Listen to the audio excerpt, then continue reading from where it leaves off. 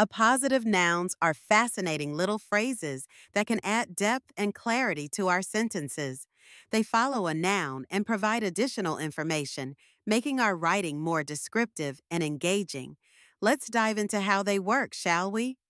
First, we have non-restrictive appositives. These are the ones that add extra information but aren't essential to understanding the sentence. For example, consider this. My sister, an accomplished artist, is exhibiting her work this weekend. Here, an accomplished artist gives us more insight into my sister, but even without it, the main point remains clear. My sister is exhibiting her work. You could remove the appositive and the sentence would still make sense. My sister is exhibiting her work this weekend. Now, how do we punctuate non-restrictive appositives? They're typically set off by commas. You could also use em dashes or parentheses. For instance, my sister, an accomplished artist, is exhibiting her work this weekend. Or, my sister, an accomplished artist, is exhibiting her work this weekend. Notice how the sentence flows smoothly and the extra information enhances our understanding.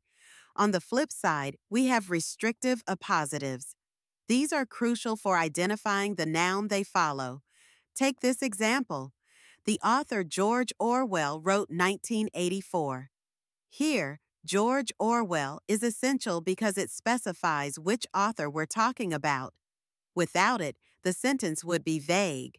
The author wrote 1984. We wouldn't know who that author is. Restrictive appositives don't get commas because they're integral to the meaning of the sentence. Let's look at another example. My friend Sarah is visiting this weekend. In this case, Sarah is necessary to identify which friend I'm referring to. If I had multiple friends, saying, my friend is visiting this weekend, wouldn't clarify anything. Now, here's a tip for identifying appositives. Look for phrases that rename or provide more detail about a noun. If you can remove the phrase without losing the core meaning of the sentence, it's likely a non-restrictive appositive. If removing it makes the sentence unclear, it's restrictive. For instance, the city of New York, the largest city in the U.S., is known for its skyline. The phrase, the largest city in the U.S., is non-restrictive because the sentence still makes sense without it. But in the city of New York is known for its skyline, the appositive is essential for clarity. Let's explore a few more examples. My dog, a golden retriever, loves to play fetch. Here, a golden retriever is non-restrictive, but if I say, my dog Max loves to play fetch, Max is restrictive because it identifies which dog I'm talking about. Remember, appositives can also be tricky.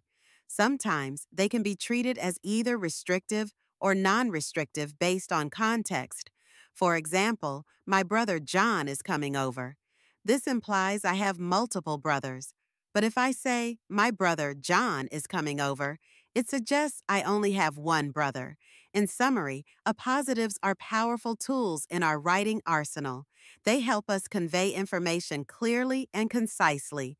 By understanding the difference between restrictive and non-restrictive appositives, we can enhance our sentences and make our writing more engaging. So, the next time you write, think about how appositives can add richness to your sentences.